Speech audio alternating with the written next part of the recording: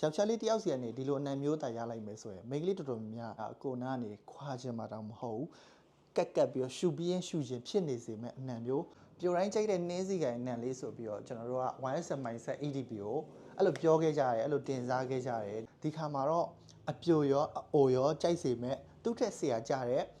YSM mindset series ရဲ့ let absolute ဆိုတဲ့ရှင်မွေးလေးကိုပြပေးတော့မှာဖြစ်ပါတယ်ဒါလေးကတော့ပြိုတိုင်းကြိုက်တဲ့နှင်းစီကန်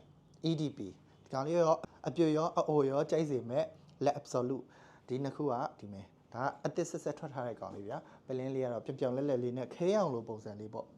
ဒီကောင်ဆိုရင်တော့မှဆိုင်မှာရောင်းမလောက်ဖြစ်ခဲ့ရဗျာဒီကောင်ကြီးဆိုရင်တော့ပြောမနေနဲ့ဒီ EDP ထက် absolute ဆိုတာပို့ပြီးတော့အစီပါဝင်မှုရေမွေးအစီပါဝင်မှုပိုများတယ်အဲ့အတွက်အနက်ပိုဆွဲမယ်လို့လည်းယူဆရတယ်ဒီ series တွေရဲ့ထုံးစံတိုင်းပဲသူ့ထဲမှာမပါမဖြစ်နောက်တွေတော့ရှိတယ် orange blossom တော့နောက်ပြော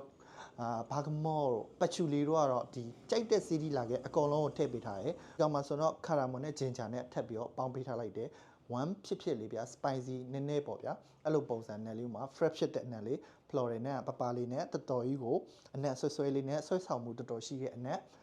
ယောက်ျားလေးဆွတ်ထားလိုက်မဆိုမိန်းကလေးတေချာပေါ့အသေးဆွဲပြီးတော့ကြိုက်သွားစေမယ့်အနက်မျိုးဗျာ။ဒီလိုအနက်မျိုးထုတ်ပေးတဲ့ YSM brand ကြီးကိုတော်တော်ကြီးကိုကျေးဇူးတင်ပါတယ်။အရန်ကိုလူကြိုက်များစေတဲ့အနံ့တွေကိုဆက်ပြီးတော့ထုတ်ပြပါလို့လည်းပြောချင်တယ်အားလုံးကိုကျေးဇူးတင်ပါတယ်